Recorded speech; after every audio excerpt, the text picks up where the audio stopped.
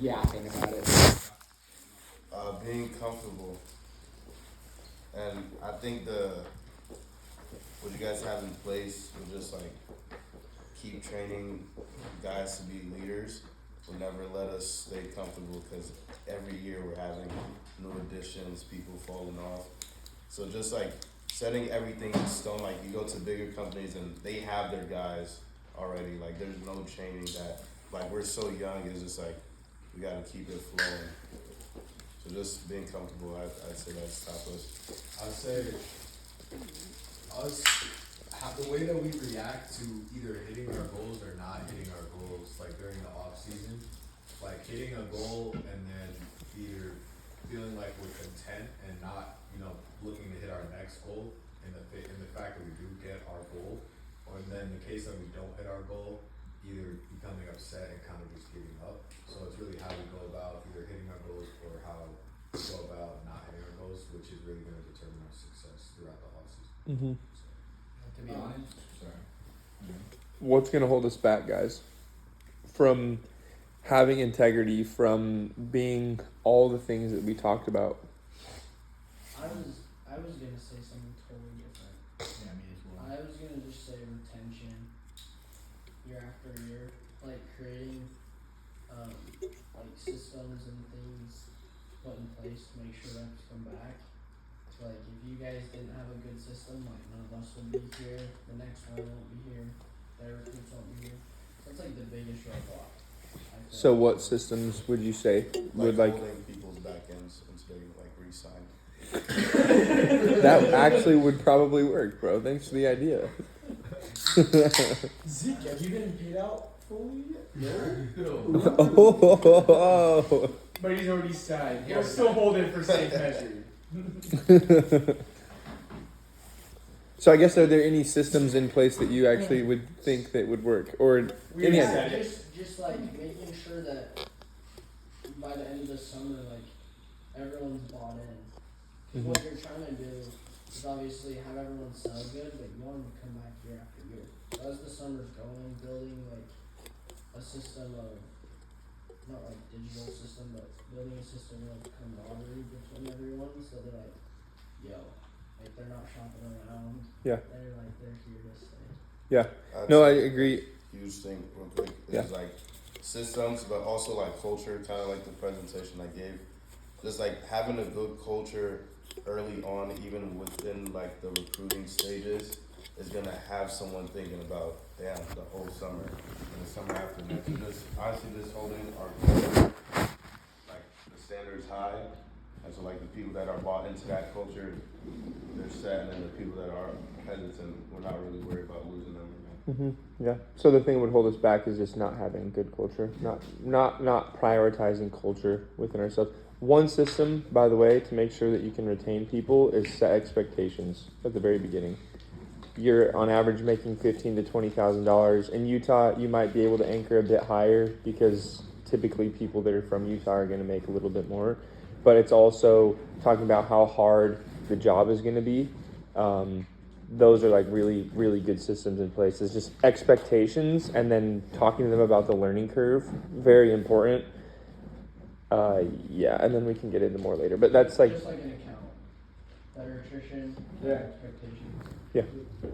One thing to go around with cash, and all that, I think it's really important when you're recruiting to recruit off their vision. We're all They're hot buttons. They're yeah, no, like we're all doing sales right now for future vision. If you think about it, right? Like you want to show your recruits how we are going to get them to their vision, and that's what's going to keep them. Yep, that's high level. That's literally how recruiting. That's how you recruit, and that's how you manage, dude. Like, that's so good. Yeah, because everyone has their reasons why, and when you can figure out the reasons why, you're much more influential to help them come on board. And then at that point, you can decide what kind of leader you want to be. If you're just going to be like the person that doesn't remember their goals, or the person that holds them accountable to that vision they want to become. And that's like selfless because you're doing it from where they are and where they want to go. So I think that's fire. Something that someone said one time is like a roadblock is us as leaders going and putting effort into other people's reps, even when we're not making commission off of them. Like that, I think that's like what shows who the biggest, like, or not the biggest leaders, but like some of the best leaders I hear about are dudes that like take other people's reps under their wings and, you know, go put time into other people. That's selfless. Like, it's one thing to say, like, let's go put all this time and effort into our downlines, but we're making money off them. Yeah. So like, roadblock is just being a team and making sure that everyone's, you know, So a roadblock would be just selfishness. selfishness, yeah.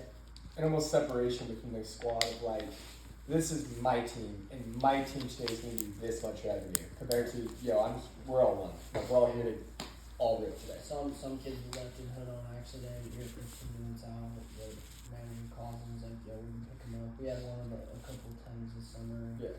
when, you know, it's like, hell no, but you just don't do it. How do you guys feel about that? Like, do you guys feel like you'll feel more support if you know all the other guys in this room would be willing to help your guys out if they were called upon? For sure. And are you guys willing to do that for them? The first thing I think is, I think that I would treat my reps the same way that Dylan would treat his reps, or Dylan would treat my reps, or I would treat Dylan's reps. Like, just using Dylan as an example. So like shit. Yeah. But having that that same standard for everyone, where it's like, and I think that can be a roadblock sometimes, and not that it like affected our team when they did last year, but like there was like differences. Like Isai's people were way different than Lex's people, were way different from Zeke's people, and they separated themselves a little bit. And I don't think that's a bad thing. I think it kind of is a bad thing, but it's a natural thing. So it's not something that's like crap, like how do we let this happen? Because it's totally normal. But I think working better as managers together, like me and Dylan communicating, like, hey, I want Dylan to meet Nate and he wants me to meet Raven, establish that kind of relationship so that we can be together as managers, not Dylan's crew, my crew, Marcus's crew, that kind of thing. Yeah. That's a culture thing. Yeah, it Sounds is. fire. Yeah, and we have good culture, and I think we're gonna do a good job of that. But just like saying that, like making sure that's the standards.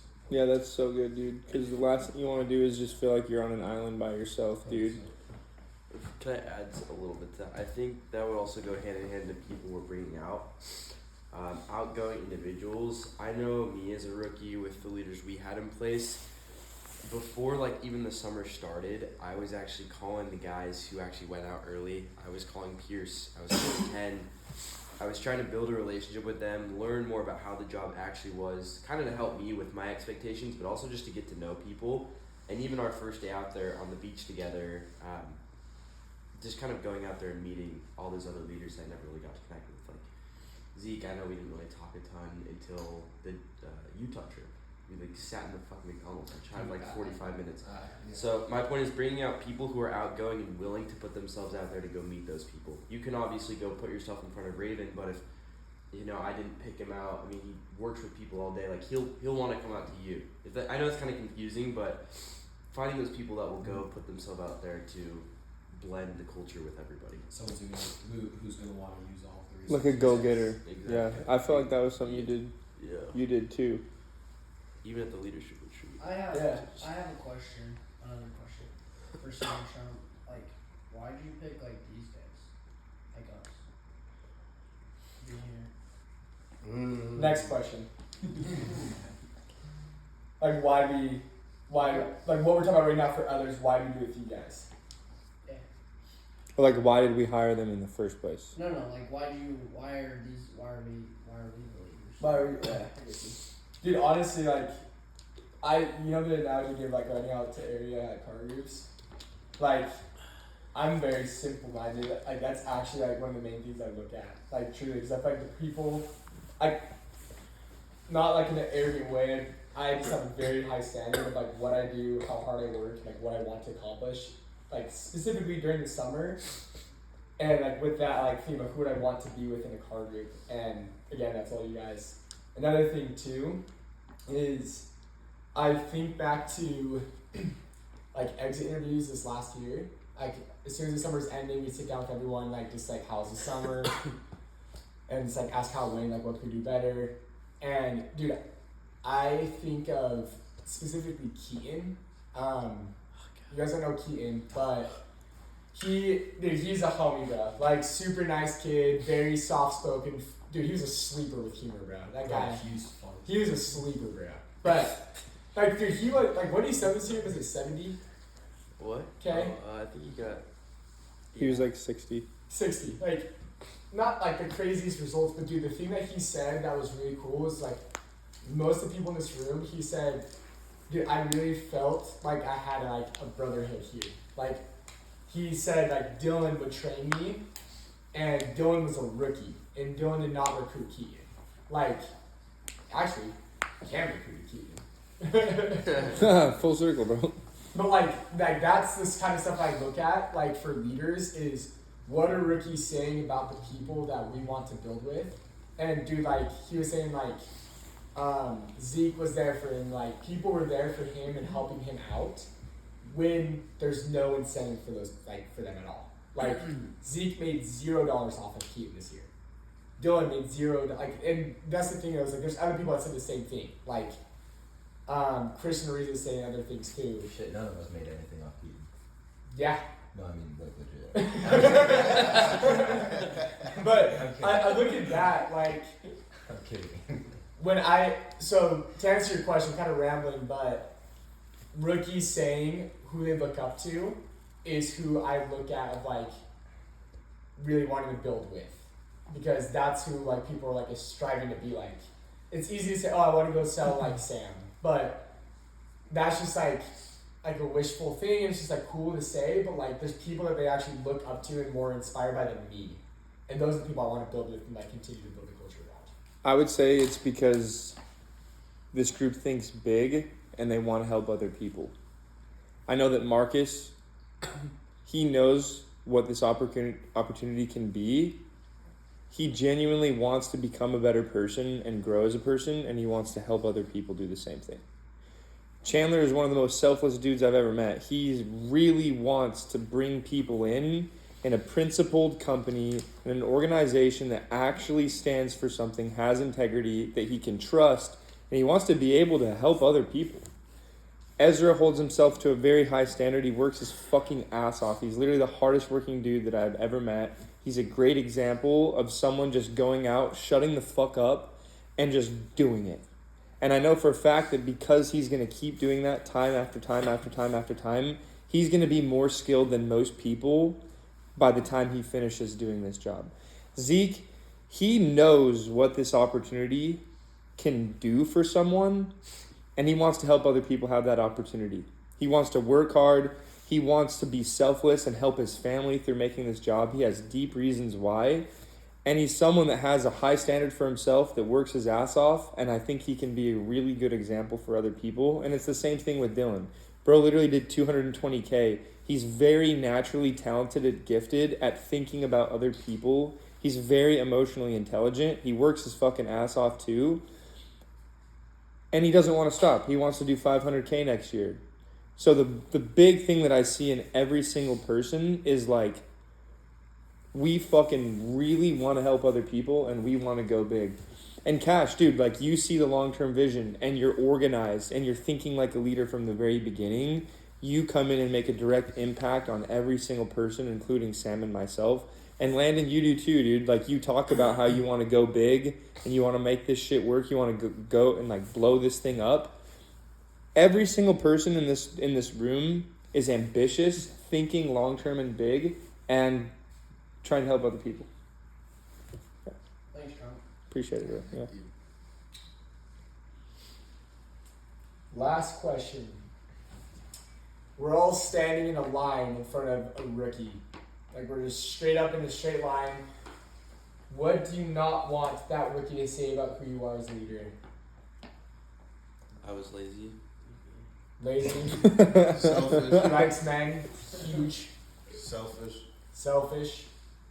Name specific examples too. Like so, starting with Dylan again. Whoever went first besides the gay comment. We don't need to go specific with that. We can't. I mean, that's self-explanatory. We already know. No, don't be sorry, man. We're inclusive here. We'll go examples with that actually. But Dylan, what'd you say? I wouldn't want them to say that I was lazy, specifically talking about how I was late to the doors, how I didn't have very much urgency, how I picked him up early whenever he wanted to be, how I let him be lazy. I moved him areas as soon as he complained about the same house that he's knocked on 80 times already. Yep. I think those would be specific examples that I don't think I'd like anyone to say about. Let's just go in. Yeah, just go in a circle. Everyone will go. Being selfish. Maybe like a rookie saying that Zeke only cuts good hood for his guys, which kind of goes hand in hand, like being fair to everyone's guys, like treat them like they're one of ours, even though we may not make money about that. So yeah, just like saying I'm selfish with like how I treat them versus my guys. Can you say a question again? Yeah. It's right here. A rookie saying. Oh, it is? But no, I'll say it out. So a rookie's looking at, like, in front of everyone right now. We're all standing in a straight line. We have a rookie come to us, and he's just going down the line saying, Dylan, you did X, Y, Z this year. I hated it. Zeke, you did X, Y, Z this year. What do you not want them to say about you? What do you want to avoid? That and actually, like, think like what you actually could fall into. I think of some faults that you could run into, and if that could be you, and like how are you gonna avoid? Like, what are they gonna say about you? Yeah, I think for me, especially like, I don't know, like the summer gets hard. I want them to. I never want to hear like, oh, he was full of excuses, right? Or like this happened or because of this he didn't hit this goal, right? Just like go on the door every single day, do what I'm there to do, and then help them get to their goals, right? Because I'm setting that tone of like, oh, you know, this is hard. It's gonna be hard. Whatever you do, if you go work at Taco Bell, it's gonna be hard. If you go like that one guy that one summer go change diapers, it's gonna be hard, right? You just pick your battles, and so. What's his name? Huh? One guy that left for they wanted to go change diapers. Huh? What's his- Oh, fucking Jesus Venegas, Mr. Poopman. Bro, we had a rep that literally shouted at me for a day, had to shit so bad, so he barged into a customer's house while I was selling them. I thought he was just gonna go pee. Bro, literally took 20 fucking minutes shit all over their bathroom as I signed them up and then left, and he was just like, oh, that feels so much better. Next day, dude spent $150 on groceries. Next day, motherfucker was on a first class flight back to Pocatello, Idaho. Like, I was like, what the fuck, bro? Yeah, and so just like wrapping that up, like I want them to say like I was hardworking and I was consistent every single day. No excuses. Yeah. Can we come back to me? Yeah. I'm still thinking. No, chill. Also, Casey and Cam, if you guys have anything you want to say too about like just in general. I think if I were to stand in a line with you guys or any other person and have a rookie of mine point me out, I think the thing that I want them to say the least is, oh, he was selfish in what he gave me. He was gatekeeping some secrets or gatekeeping ways that he would sell more accounts than other people. I think being open and honest about everything and treating everyone as your friend, your teammate, your brother, and just building that culture is huge because from my summer experience in my first year, I felt like when I would reach out to leaders who were not my direct recruiter, they would hold back from giving me information, and that really, I took offense to that because I was like, dude, I'm trying to build this team and work alongside you guys, and you're holding back from teaching me what you can do and how you can help me, and that's something I would never want, and I want to be that person who can give out those secrets and just build everyone. Sorry. I'll go now. I was just gonna say I would not want anyone to look at me and think I didn't work hard. Simple as that. But like specifically on the doors and knocking, work hard, get to the next door. You copied me, bro. Find a different one. That was my only one. That's what took you all day to do. Really? You're just so perfect. The only thing that didn't happen to you to work hard on?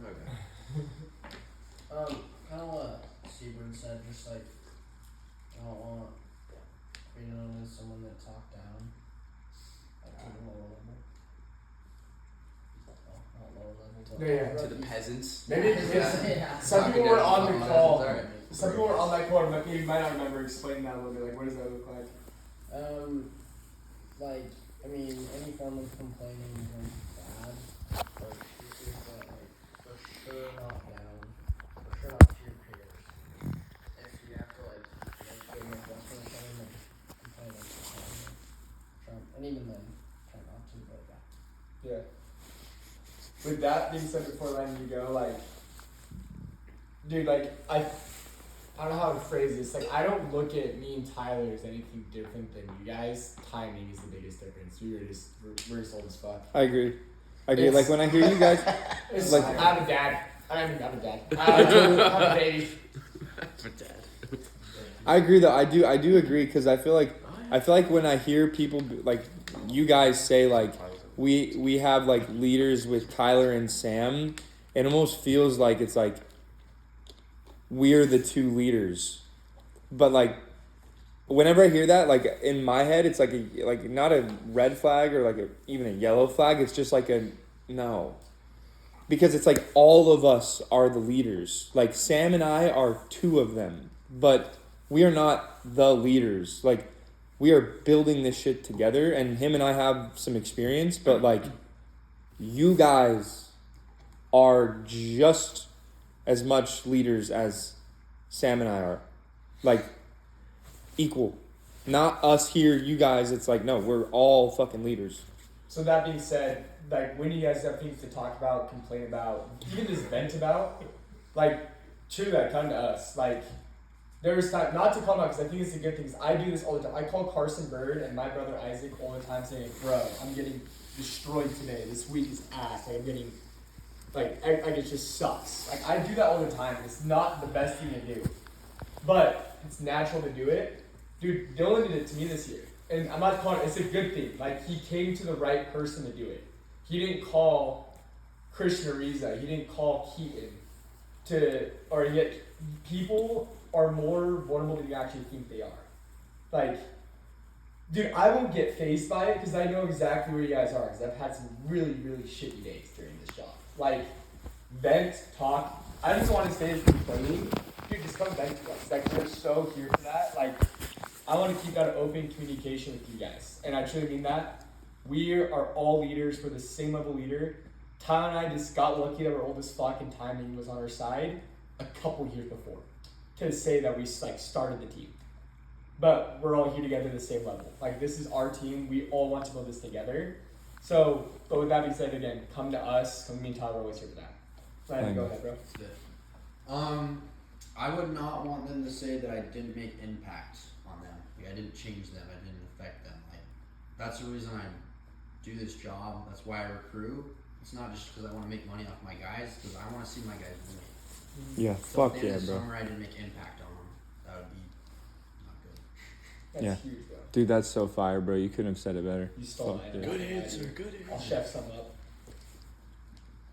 For me, probably that, like, I was playing, like, favorites with people. Like, I never want to hear that. Like, I want to make sure that everyone could say that, like, I gave them, like, specifically, like, what they needed to succeed. Kind of going off of what you Yeah, I was said. gonna say I can relate to that. Yeah. Like the team that I had, he had his guys. He would totally treat them as the favorites, and then we had like some of the other rookies. It would be like, oh, kind of F those guys. Like I'm not gonna give up how to overcome this specific objection. So I think not having favorites is just checks out. Yeah. So. Yeah. Sorry. Yeah. No, honestly, I was gonna say I relate to that too.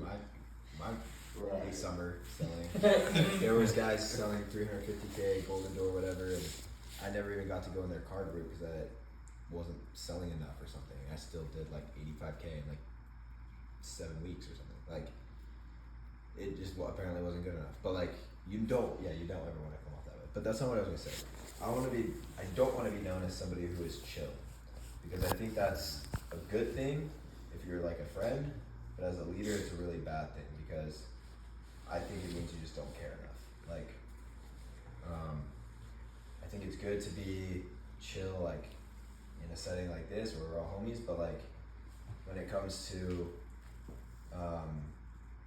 work and the level of like care that comes into something that is huge and worth doing, it's not worth being chill. That's just what I was thinking. It's fine. I have two things. I don't want someone to say, oh, the reason why Sam sells well is because of X, Y, Z, and there's like reasons to why he's able to do it. Like, I want to be able to say, like, no, I knocked any kind of neighborhood you name. I was knocking behind reps. I was knocking townhomes, duplexes, houses, mansions, low income. Like, I mean, I don't want to take pride in knocking low income, but it happens sometimes. Like, I want to be able to say, like, no, like, I was very diverse when I was knocking, so it's not because I can just choose where I want to go and that's it, and I just drive hours and hours away and just go do it. Like, I want to, this year I really want to make sure that I do everything I can to cover all those bases. Like, no, I sold everywhere where you guys were, and like, not you guys, like the team, and I was like literally sharing hoods with people that were struggling in there. Like, I really want to do that. And then another thing too is I don't want to be known as just a salesman. I want to be kind of on like a lens that like, I want to make sure that at the end of the summer, for every person that's not coming back, for every person that's coming back, they can look me in the face and say, dude, this really changed my life. That's what I want them to say. And I feel like if I am doing the wrong things by not helping them, training them, being in the morning meetings, talking about their days on the way to and from, maybe not even training in the car, but just like talking about it, venting about it. If I'm not doing those things, I feel like that's not impact. So those are the two things I want to avoid.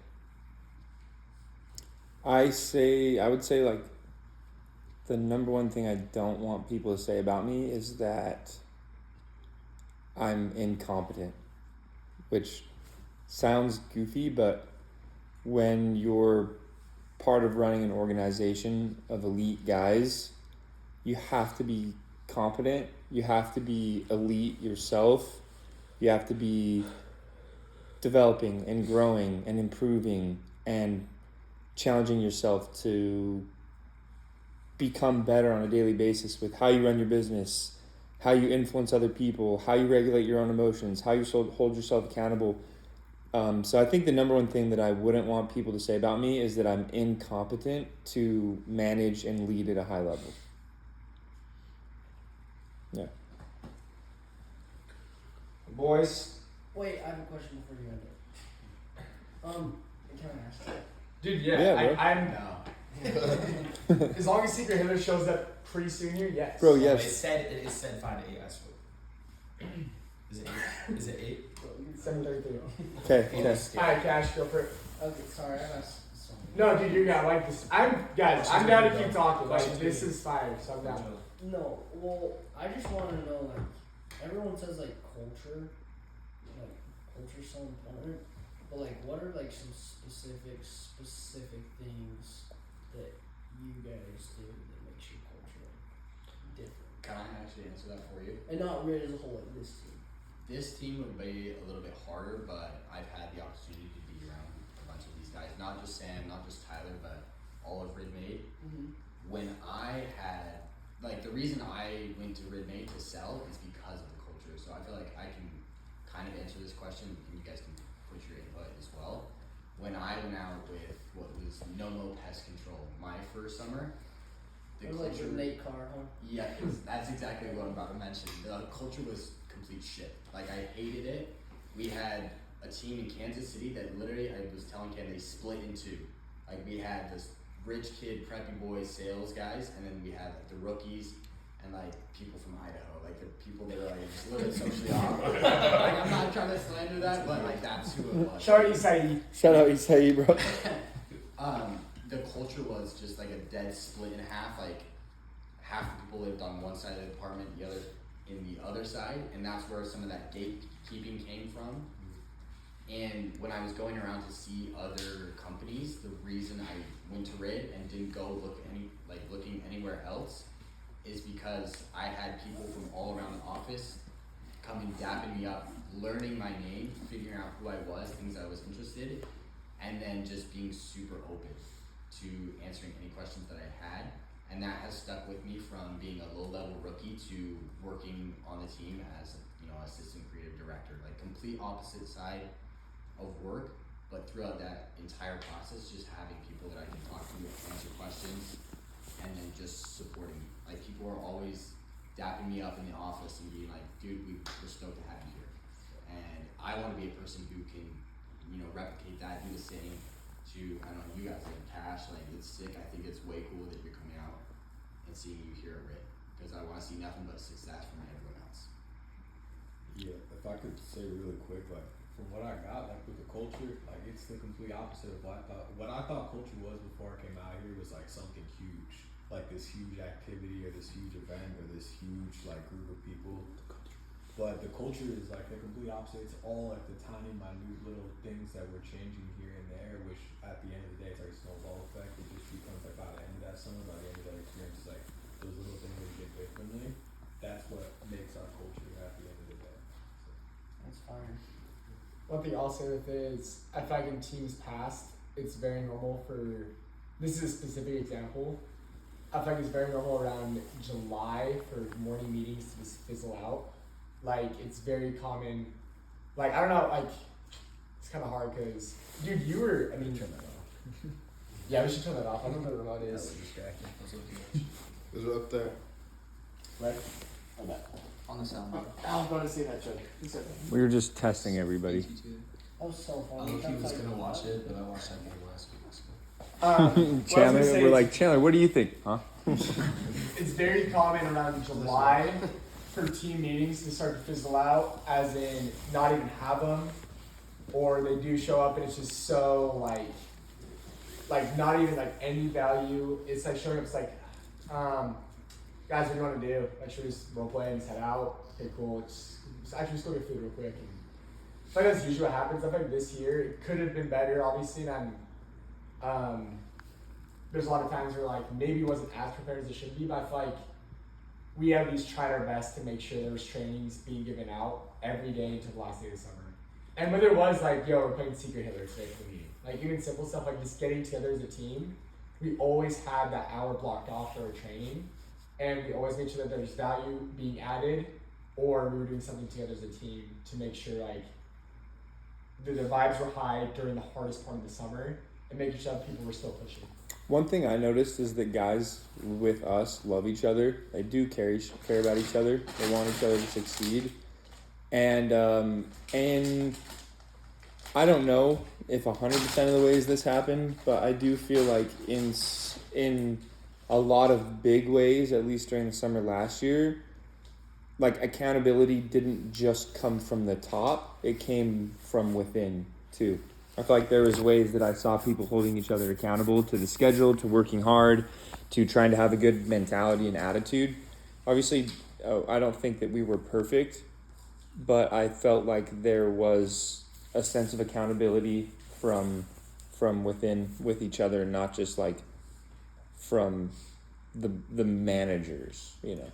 There was, and that was a super, that's a really good like specific example, and that was super evident in like just the people who stayed and the people who left. Like I feel like me, like I was like obviously like we were all friends with everyone, but like I was kind of part of those groups that held people really accountable, and I was also part of the groups that didn't.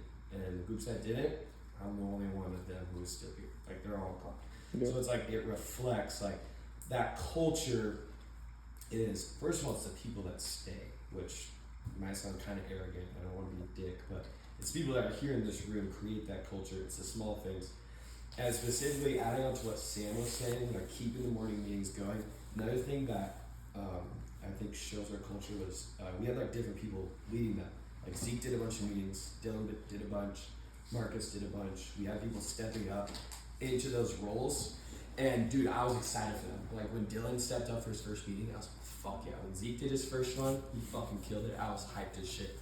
That culture, like Let's fucking go, like that bro. culture, Fuck like, yeah. encouraging each other and like being happy for them. Like, dude, of course I want to run a meeting. And there was a little bit of jealousy there. And then I went and I was like, hey, I want to do it. Being happy for each other, I think that was a big thing for me, is like, in all the cultures I've been a part of in my life, I feel like it's the collectivity and us being together, being able to sit down in this room and talk about this shit. How many guys are doing this? Like, not a lot. No, Generally as well. but we are. Well, we are. We're here and we're doing it. So I think that's a big thing, like example is, because it sounds like you're trying to hear like what the summer is like what we're actually doing. That's kind of what we're doing. I'd say also like the leaders pushing each of us to become leaders. I kind of already said that earlier, but just like them not allowing us to stay complacent and becoming more than just salesmen and learning how to present in front of the whole team and just allowing us to just be better. So I'd say that's a huge culture thing, and just like, I know you're not ready for this, but like when Tyler like texted me the day before I was presenting, I'm like, damn, okay, like this is what we doing, like go heads up. But it was just like, it just made me like just go, and like within that night picked some stuff up, and I think I did like pretty decent, and it just like, you just fucking send us out and like, no, it's time, and just like we all ready to go. Do you remember what the training was on that you did? It was on complacency. Yeah. It was on don't be complacent. Dude, it's funny you say it because That's like hilarious. I remember it. Like I remember a lot of you guys' trainings you guys gave. I think like if it's just one of us giving up this training, it's like, dude, like not a hit towards me and Tyler, but when we're up there and we're training, dude, it is so like, dude, think back to sitting in the fucking storage unit, bro. This sauna. I'm up there training. I'm like fucking excited. That like, was smiling. honestly such a vibe. I'm up there like this, happy, giddy, excited to go. And dude, I looked at like Chris. everyone, dude, not even like just Chris, but like some of the guys that like sell well, were doing good, and they truly were just like. But then like Zeke gets up there and starts training, dude. People are like actually taking notes, like sitting there listening. So Yeah. I don't know, dude. Like that, like Tyler's the one that implements that towards the end of the summer. He talks to me, he's like, dude, I think instead of me and you training, like obviously we can add value, but we should have like other guys step up. I was like, dude, that's the dopest idea I've ever heard. Like I don't know why we didn't think of this earlier. And as soon as that happened, like we weren't even nervous about it. We're like, dude, this is dope, and like you guys killed it. So I remember specifically, I don't know exactly when it started, but I think the when we started going that direction was like right around the time that Marcus had like a PR week or something like Yeah. that, dude. And It's I think NRLA you were like week, I think you were the first person that stepped up and did the training, bro. And like it was cool because up to that point, Sam and I had like been kind of like running the meetings, doing the trainings and stuff, and we're like, yo, Marcus, bro, it's your time, dude, step up.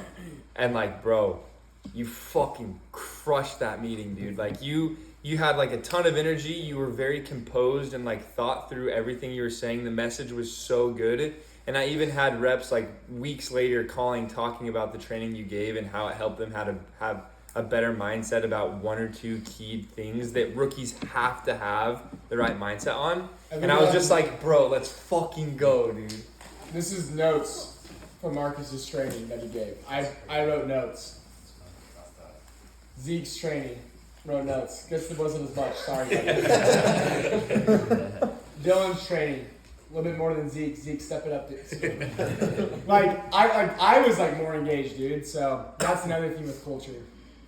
I don't know if there's any other thoughts because we can wrap up. Go Yeah, ahead. just like one last thing. I think like if you guys really want to have, and I don't know how many like more times we'll have to be here together like we are in this setting before we actually start getting after it, right? And like we're gonna really start kicking it into high gear here soon. I think like if we really want to not only just like take it to the next level, but like challenge ourselves even more, because we all know, you know, we have high goals for that. But I think even just like within the culture, we can set a goal and just the standard of just making sure everyone's okay. We kind of mentioned on that, but like I really can't say how important, and like not only, you know, you're gonna see the impact within your guys, like you're gonna feel better. That was like my first summer. I think there was a lot of opportunities to help other people. You know, there was people who are struggling with whatever, and you know, I wasn't necessarily like some therapist or whatever, but really trying to find ways to help them. Not only help them, but it gave me a chance to like grow myself a lot. And then taking that and then seeing like, oh wait, maybe I can do this or this route or whatever it was, right? And so really just take the opportunity to help other people without thinking about whatever it is. You're gonna feel a lot better yourself, you know. Coming off of mission, you know, it really was like magical in the sense of like just helping other people. And we can have that same effect here, and it really can be that way, but it does take going out of your way and putting effort in, right? It's not just gonna happen. You're not gonna find, you have to go and find it, and you have to be about it. And it's not easy, but it's worth it. So I'll say this to close, guys. This has been really productive. I hope you guys have felt like you've been able to speak your voice and say your pieces with what you're looking for with this group, what your goals are, who you want to be as a person, what we all need to avoid. Here's what the next steps look like from here. we've gotten this all on video. I'm going to spend time building out all the things that we say we stand for, all the things that we're looking for in individuals, and all the things that we're not, and who we want to be as leaders. And what I'm going to do is compile that into a couple things. A breakdown sheet of who we want to hire and what we're avoiding, and key checklists of that. But the biggest thing is I'm going to come together and talk and like build out really like a rough draft of a mission statement of like, here's what our goals are, this is what we stand for, and here's what we're trying to accomplish. And then during the gala in December, we'll spend another hour and a half coming together like we have now. Maybe it will take less than that, it could, but we'll just go through that rough draft and see if it actually feels like it fits what this group like feels is right. And if it's not, we'll tweak it and get it right. And the whole old mission statement of like, we are here to impact people through sales, management, and leadership, like that can go to the wayside, because the real mission statement is what this group of guys is after, and not just an idea of what I think that we should be going after, because that's all the first one was. But now we'll crystallize it. So plan on that during the gala, about an hour conversation to finalize this one, and we're fucking locked. So you recording? Yeah. Without consent. I don't remember getting consent. Okay, buddy, you were so excited to give that joke, huh? Ha. I just thought about it too. Recorded, nobody laughing.